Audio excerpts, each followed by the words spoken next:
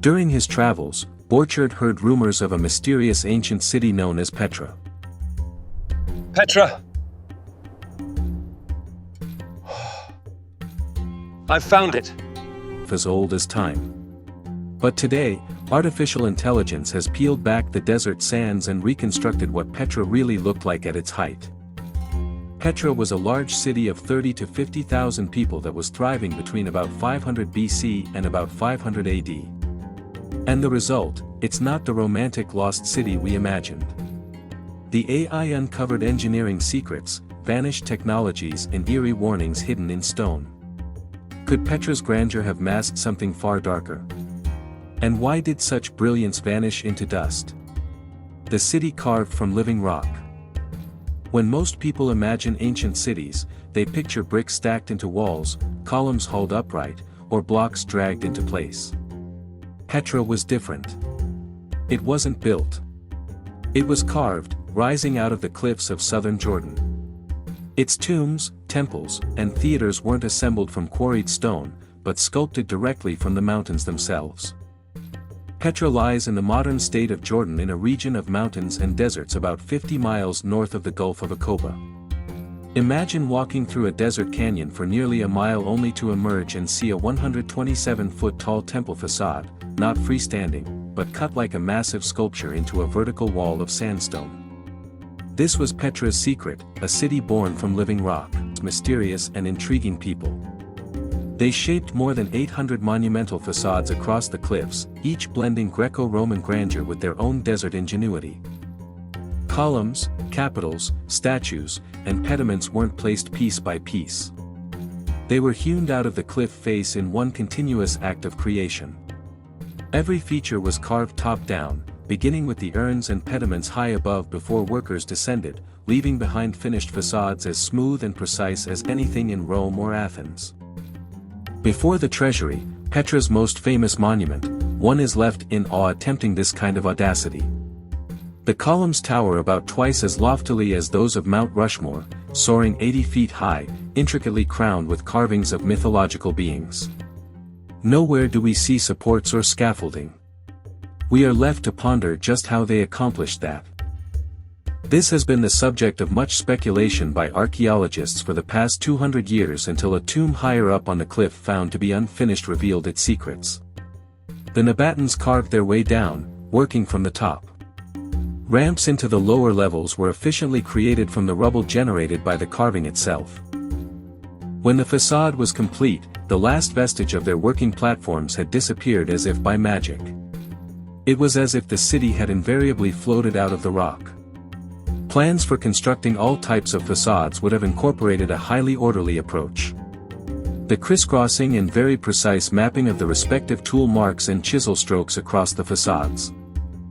Spontaneously created designs then turn out to have been carefully envisaged. Even some of the facades can be said to testify to a modular conception, a definite repetition of proportions, and some acts of design seem to have made the Nabataeans less a sculpting people than mathematicians working on some kind of hidden blueprint. But Petra was far more than a vast burial ground. It was an urban center. It was a cultural crossroads, a demonstration of power. Some 20 to 30,000 people lived there at its peak. Downtown extended over some 2 square kilometers of temples, houses, and markets, while suburbs stretched back from the valley. Petra was built in the heart of a hidden valley. The city is completely surrounded by high mountain ranges and canyons. Even the carving of a theater with a seating capacity of 6,000 from solid rock. Practical as well as symbolic. Everything in Petra was about ambition. A tribe that had mastered desert trade routes, then impressed their wealth and vision into stone they assumed would be eternal. Yet one thing we know for sure, the architecture of Petra invites unsettling questions. Why carve a city into the cliffs while other ancient powers were building it right from the ground? Why choose a location where hardly any water would be found? Where timber was always scarce? And they used the water, they collected it, they used it for irrigation, they found a way to create this sort of oasis. And where destruction was always possible because of flash floods. Historians have always romantically attributed it to great engineering and adaptation to the desert climate. But now with the AI reconstruction, the plot deepens. It showed that Petra's facades were not random expressions of artistic exuberance. Instead, they obeyed repeated geometric principles, golden ratios, and standardized templates, that is components in a much larger system. This was not just artistry. This was targeted encoding. Petra may not have been carved for display. Mostly, it was carved to symbolize and possibly embody hidden knowledge. Even the very stone that gave Petra so much grandeur may have also been thought of as a medium that formed knowledge exceeding mere ornamentation. Could the sandstone carvings we know as facades and tombs have some types of built-in systems that communicate mathematical formulas, proportions, and alignments that are unseen by the unidad eye but become evident on mapping the data? But to understand Petra's AI secrets, you first have to grasp the impossible feat that allowed it to even exist. Water in the desert. The oasis that shouldn't exist. If Petra's architecture defied logic, its very existence in the desert should have been impossible. Nestled in one of the driest places on Earth, the city sprawled across barren cliffs where rainfall barely registered a few inches each year. And yet at its peak, Petra thrived with a population of 20,000 to 30,000 people.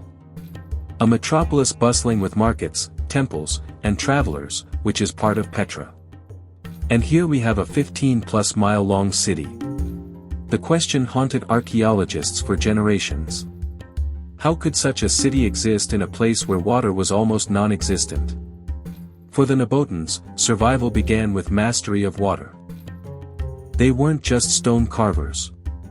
They were hydrogeners on a level the ancient world had rarely seen. Across Petra's valley, archaeologists discovered a staggering network. 36 dams to tame flash floods, more than 100 cistern and reservoirs, and 125 m of pipelines carved into rock. Springs, rainfall, and runoff were captured, funneled, stored, and distributed across the city with such precision that Petra didn't just survive. It flourished. AI reconstructions revealed that this system wasn't cobbled together piecemeal over centuries. Instead, it followed a single master plan, as if the city's waterworks had been designed in advance and executed with astonishing foresight. Centered on this system was Ain Musa or Spring of Moses, a water source situated about 5 miles distant from Petra. Ancient water channels brought their flow through narrow grooves carved into the canyon walls built with such accuracy that they avoided leakages and pressure breaks. Modeling the slope of the pipelines with AI indicated that they were inclined at an angle of about 4 degrees, which happens to be the angle modern-day engineers would prescribe for good water flow. The Nabataeans had advanced hydraulic principles thousands of years prior to their recording by Western science into Petra that gets there as a water channel. Water is absolutely crucial and important. However, water in Petra was not just a source for functional purposes. It was considered a spectacle. According to archaeologists, there were ornamental fountains, flowing canals, and even a huge garden pool complex almost the size of an Olympic swimming pool. Imagine trudging through a scorching desert, only to enter cities where glistening pools and fountains spray into the air, and then lush greenery cultivated in a place where almost nothing should grow. This was not just clever engineering. It was ostentatious consumption, laying bare the riches and dominion. AI analysis of Petra's urban layout also showed that water features were purposefully laid to impress visitors and further enhance the city's image as an oasis of power. Yet with his works, Petra's water system also entailed some amount of risk. Flash floods threatened to invade the narrow Sick Canyon, the very entrance into the city with lethal intensity. The Nabataeans constructed at least 5 dams and even cut lateral 140 feet long cuts in rock to change river channels to channel flood waters away from their monuments.